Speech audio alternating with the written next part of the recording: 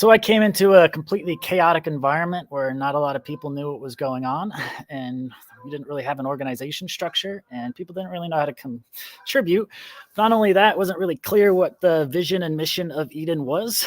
So we're kind of still starting with this amorphous organization, trying to figure it all out. So this is what I've been attempting to do for the last few months, diving into Telegram chats, lots of Telegram chats, talking to a lot of the cool members out there, getting to meet people, which has been great, and getting a lot of people's opinions and feedback on what they think is going on here. So what I've prepared here is version 1.0, looking to get feedback from all the delegates here on how close I may have got this. What you see presented here is called the 3 Horizons framework. For those who are not familiar with this concept, it's different than like a timeline where it goes one thing, then the next thing. This is more 3 simultaneous trajectories that could be happening with any community, business, or group of people doing anything really, where you have 3 kind of dimensions that are all moving us forward. So for the first horizon, this is kind of business as usual, is how it's typically seen. Second dimension is like, revolutionary change. Why the third dimension is Renaissance-worthy change, if you will. So one other way of looking at it is Horizon 1 is extending the core of operations. 2 is developing new opportunities. Why 3 is creating altogether new things that may have not even been created before.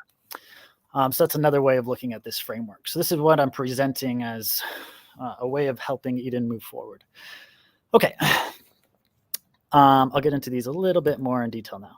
So what do I see as the first horizon? So the first horizon of what is Eden doing is we're researching and developing Sybil-resistant decentralized governance tools.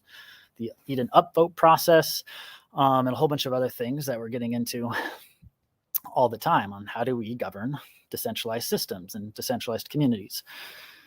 We're also distributing EOS, which is what the upvote process does, to empower community selected members, i.e. chief delegates and layer 1 delegates, to support EOS. So that's kind of what we're doing currently.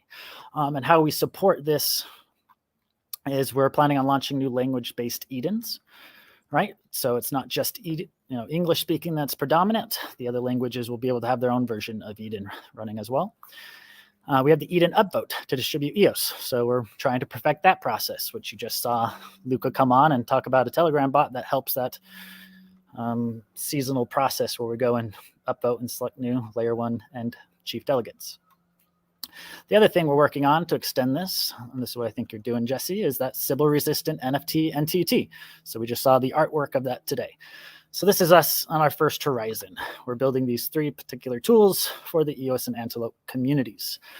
Did I miss anything in our Horizon 1? How are we following so far? Any questions before I keep going?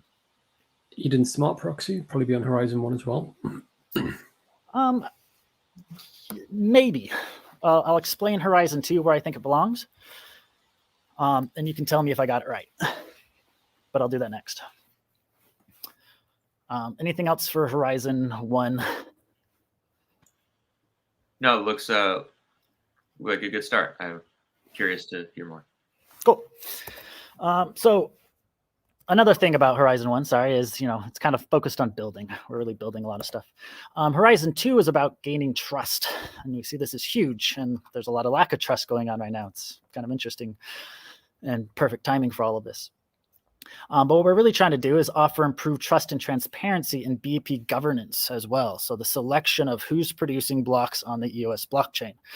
So this is also us researching and developing an entirely new way for layer 1 blockchains to be able to govern who's producing blocks, right? So it's really interesting. And for new projects seeking aligned members. So we're building trust for that. And that's our Sybil-resistant process, right? So for example, a new NFT project wants to airdrop some new NFTs to a bunch of community members to start their community. Well, currently, if they try to do that, a bunch of bots steal it all, and maybe those bots are ran by 5 people pretending to be 500 people, right? So you're not really building a community, you're just building a bunch of bots, right? And until AI gets good enough, that's not really a fun community. So that's another thing, is we could build trust for these projects to be able to say, we want our tokens or NFT artworks or whatever to go to a trusted group of people. And that's what Eden is we are going through this Sybil-resistant process. so that people know everyone who's an Eden member is an actual human. And then with this, we can create Taylor Sybil-resistant airdrop lists, right? Or we can say there's a group of people who are interested in NFTs, for example, and we know they're actual humans. So when a new community, wants to launch their NFT, they can go and seek that service from Eden. The other thing for building trust is that Eden Smart Proxy, right? And we've explained that a lot. I'm not even going to attempt to do that because we did that last week. The last one I've added here is Eden upvote for BPs. Now, maybe EOS doesn't do this, but other Antelope chains could consider this, where the BPs themselves go through the Eden upvote process to pick the top 21 VPs, right? So just how we go about picking chief delegates and layer 1 delegates, block producers might do that same process for picking who is going to be the best at producing blocks and doing it themselves. And we can do it consciously and thoughtfully. We could say, well, we want them distributed across the globe. So that could be something that just humans come together to do and make sure we're picking block producers that are, dynamically located. Or we can use a whole bunch of other things that could change. And it's block producers themselves that are coming up with this list, finding consensus and pick who's going to make the blocks for the next cycle, right? So that could be really powerful. And it's something that we're building the foundations for, right? So that's really our second horizon, is Eden is exploring trust and building trust in not only the EOS community itself, but for any Antelope chains and hopefully the greater world. But anyway, that comes next. Any thoughts, questions, or anything on Horizon 2? And how am I doing so far? Am I pretty much getting it, missing stuff? So all of these paths are kind of running simultaneously, or is it a more linear roadmap? Well, that's exactly why it's horizons, Yeah, rather than dependencies where it goes one then the next, because it doesn't necessarily have to, but sometimes they interfold. But the horizons idea is that any group of people is thinking about and working towards all 3 horizons at the same time. It's just you achieve Horizon 1 before you do Horizon 2, before you get through Horizon 3, right? So it's a little bit different than, this is what we do in quarter 1, 2, 3. We're doing all of this stuff every quarter. We're slowly working towards all of them, if that makes sense. Yeah, good so far, from my opinion. Yeah, likewise. Makes sense, and I think you're getting it correct. Excellent. Then Horizon 3 is where I'm kind of more focused on. What I think is most interesting too is growing. So it's not just, building and working on stuff and, making it work. It's not just about building trust anymore. We need trust first before we really start growing. But growth is where I really think we're going. So this is where I think the mission for EOS, or Eden rather, might change. We help communities of verified humans, wherever they are, build their own versions of Eden, whatever that may be. Together, powered by EOS and Antelope, right? So this is more of the long-term vision. It's not just us looking at how do we power the EOS network. It's how do we bring in anyone out there, whether you're a sewing circle or a startup city, or you want to build your own network nation or whatever it is. Now you're being able to use the Eden process. Come join EOS, and I'm thinking of this Eden incubator that we might call Eden for all. Eden for all. I'm outside and it's getting a little bit cold, so you hear me shivering now. So All good. Sun's going down. Anyway, so I have this idea of Eden for all. It's kind of an Eden incubator where communities can come. They're like, yep, we love this idea of decentralized governance, doing it transparently, etc. Like, we want to join EOS, and this is how we really grow outside of just inward facing. This is outward facing, right? The other big element of this is having these cultural subgroups / circles within each Eden. So we've been talking about this in previous calls, where let's say within the English Eden, we have one circle for the NFT circle. We have another one for the decentralized governance circle. We have another one who's, the independent party of the US. We can have an infinite number of these circles and subgroups. But then what it looks like is when you join Eden, you become a member, and then you go and join the subgroups and circles you want to be a part of. And then this simultaneously creates those tailored lists for, the Sybil-resistant airdrops. Because now we can have a group of NFT collectors. So now instead of just dumping your NFT on a group of people who might not care about it, now you can go to the ones that have specifically said, yeah, we're really interested in this, right? But then that's also where you form community. You meet other people, hopefully set up new DAOs and start coordinating whatever it is we're out here to coordinate and do, right? Yeah, I'll pause there. Third Horizon, what do y'all think? Yeah, it's great. I just have a question. The statement under grow, I remember reading this. You came out with it maybe like a month ago, and I think it was framed back then as a mission statement, but now it seems like it's framed in a different way. No, it's definitely a mission statement. And this kind of 3 paradigms thing, we might have 3 mission statements, right? So Oh, okay. it's still a mission statement for us. It's just our mission statement for growth. That's helping communities, whoever they are, use our tools. That's how we grow. But our mission statement for building trust is a little bit different, right? Which I didn't form one. I just generalized. And same thing on, what we've been building, which was our first mission statement, I think, is kind of just talking about setting this whole thing up, right? So in like Eden CD history, this mission statement has been a thing, obviously. And I think it's really interesting to consider adopting 3 mission statements. I really like that. Sorry, didn't mean to cut you at all, Idris. No, go ahead. Usually you have one overarching mission statement, which covers everything. And then the 3 in between, I think, is great. But the overarching mission statement would kind of be outward facing, part of the marketing and growth section. So which is probably why that one fits in there, right? I think what you've done here is great. Earlier today, we were on another call, and we were talking about what Jesse's been doing with the whitelisting service and the civil protection, etc. One of the points was on the structuring of the DAO. If we have multiple circles and they run Eden elections and they qualify themselves for civil protection within that small ecosystem, to join a circle, all you have to do is join Eden. The Eden process itself, the election process, should focus on governance. And then all the circles can do whatever they like using that election process. And all of the goals that are currently going, I think, are still met within that structure. I'm not sure if that changes any of the layout on the growth section there or not. Maybe more of a direction towards the central pillar being governance, and then other concepts and other interests surrounding that. I'm not sure if that would be good to put in. Yeah, I'd say think about that and give me the text that would fit in a box like this of what encapsulates what you're saying, and I'll add it to this.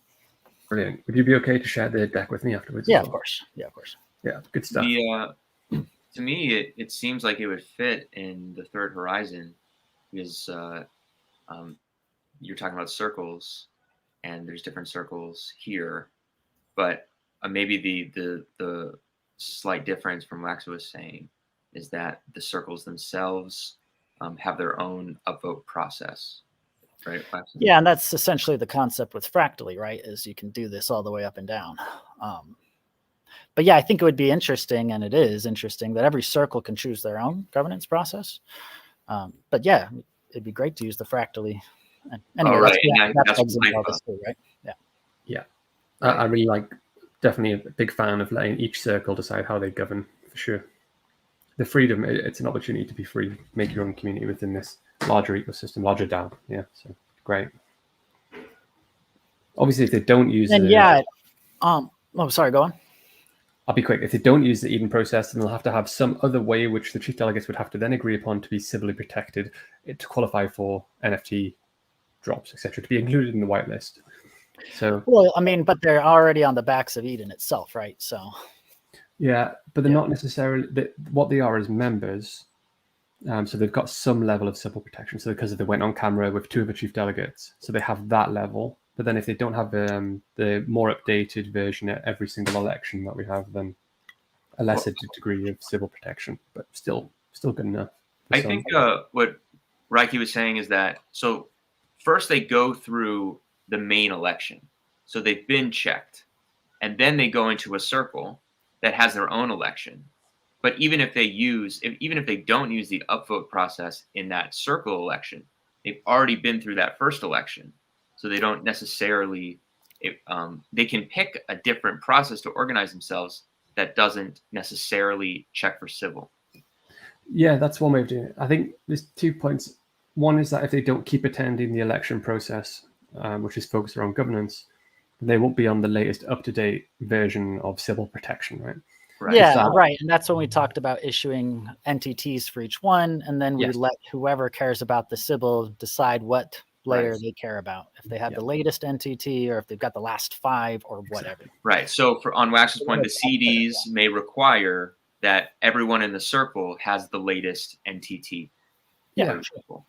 But I don't think we should limit someone who wants to join a circle but isn't interested in governance to have to take part in a governance election. Oh, sure. Then they just wouldn't be on those tailored lists Well- because they wouldn't have the NTT, which puts them on the list. Yes, but they have to join Eden, which is just an interview. So they would have that level of civil protection, right? So I don't think we should force anyone into an election to qualify for getting involved in NFTs or art or any other interest. Okay. Yeah. Right. Yeah, great point. This is great. Anything else on this? And then I've got a little bit more to go before closing up. Let's see the next bit. All right, so this is where I just speak a little bit more about the Eden for All. So that's just a repeat of that mission statement. So this is where, it starts to make sense, especially for a lot of people who are new to this whole Web3, EOS, decentralized governance, DAO. I mean, it's it's really overwhelming as I've been talking to Eden members. I mean, a lot of them are, completely new to this whole thing. I was kind of overwhelmed by it. But when speaking about it in this format, and I think it starts to make a lot more sense to a lot of people. So this process is for any community wanting to use transparent, decentralized, and democratic processes to do things together. From book clubs and gamer guilds to startup cities and nation states and everything in between. If you're a group of humans wanting to achieve a shared mission together, you can use this Eden for All process. What does that look like? Step 1 is you select your catalysts. So catalysts are teams of 5 to 7 people, ED, what we're doing here with chief delegates. Selected by the community using the Eden political playoffs / upvote process, whom embody the consensus vision of the community. So that's one of our chief unlocks here, right? Is we have these elections where you're meant to form consensus, and then that keeps happening. And then ideally you have 7 people who represent the shared consensus of everyone in the community. So it's a really powerful process. And this really helps communities who are new to form be able to select a team who actually represent all their interests to set up the DAO and the rest of the community. So step 1 is you select your catalysts using this upvote process. Then those catalysts go through the process. Wait, hold on. On step, why is it 7 on step 1? I put 7, and 7 is just this is for some communities that might be large, that might want more than 5 people. I'm maxing it out at 7, and that's just based on psychological and organizational research that says a group of 7 people, you don't want to go larger than that, are most effective at getting stuff done. So this is why I've tried to limit it to 7, saying that's the upper bound. 5 is what we're currently using. But this isn't for Eden itself. This is for the Eden for All, incubator program. And this is where, 150 new people, they don't want to necessarily join Eden itself, like the Genesis Eden, which we're a part of. They want to set up an entirely new instance for whatever it is they're doing. But of course, do this all on top of EOS Antelope and grow our community, because this is all under the third horizon of growth, right? So putting it all into context here, that's why I've added 7. Does that make sense? Yeah, I would add growth. I would add extension of growth as a slide above it to clarify the distinction between Eden on EOS, first 3 slides, to then this. Yeah, makes sense. And that was actually one of the confusions that I'm only adding to when we keep using the word Eden for both the process and the community and the Genesis community. And we definitely need a map, detailing what these names mean. I'm talking about the process that any community who might not even join Eden itself, but they want to join, Antelope and EOS and grow what we're doing here, which is part of our mission of EOS, of Eden, right? To serve the EOS community. Does it make sense? Yes, so far great. I'm thinking select your catalyst, select your leaders, or select your founders, or catalyst is good as well. I just a little bit of confusion there, could mean a few things. Good idea. Okay. I just, avoid leaders and founders because they're not really either of those things. They're just catalyzing and setting up the community, right? Catalyst is really good. I see what you're saying. I'll fix that later. You get the idea. Because step 2, the catalysts launch the DAO. So this is what we're literally doing real time right now as chief delegates, is we're forming this decentralized community. Each cycle we're going through and changing the rules and, setting the whole organization up. So we're kind of mimicking what's happening with us right now. So that community went and selected their people. Let's use an example. We've got the Independent Party in the States. They want to select their own, president of the Independent Party and just declare themselves independent from U.S. democracy, whatever. Let's imagine that. So they've got 1 million people. So they can use the Eden political process, and they've, used that process, and now they've selected 7 people who represent those, 1 million people across America. So those 7 people are going to go through the process of setting up the independent party. What does that actually mean? So they launch the community DAO. So they'll set up the circles, which you see us doing real time right now. They set up the roles that other people might be able to fill. So if this is the independent party, what roles do they have? They have to go through the process of figuring that out, right? I put in quests. So quest is, a way that any community member might contribute to the cause. So a quest for the independent party might be, write an article about the independent party and how great it is. That might be a quest or something. They set up the initial rules for the community, etc. So the launch team, catalysts, maybe I'll call them launch team, is responsible for going and setting up the DAO and establishing the mission. But what's really powerful about the Eden process is that this launch team now represents the shared consensus of the whole community, which is one of our chief unlocks with all of this. Okay, so that's step 2. Step 3, then they turn it around and they invite the community to take over. So at this point, the catalysts might fade away. They might change into like a council board where every season we go around and, still elect 7 people to represent the community. It's up to every community to decide what to do with this catalyst team at this point. But I really think it might be cool if they just completely dissolve them all together and become completely decentralized, and, that'd be fun. But anyway. But after the catalysts have set up that environment, the community comes in to fill it out. They play the roles, they're completing quests, and they deliver on the mission and vision of that community. Okay, why ETH on EOS? I can make this longer, but instant and fee-free on-chain governance. I mean, holy shit, that's awesome. That's why we picked, EOS.io in the beginning, is that, hey, if we want to really make this process open to everyone, you don't get better than fee-free on-chain, right? So I think that's really, really powerful. And then transparent, open, and democratic processes for selecting leaders who share consensus vision and governing your communities. So it's technically not correct, fee-free. It's just extremely low fees. Well, if you do first sign or pays, which I would advocate for, so I would always maintain fee-free because we can do that. And it's definitely worth keeping it that way. So joining fee? Yep. Say again? Joining fee? Would that count in this section? Probably not. Well, there is actually a fee there's an induction fee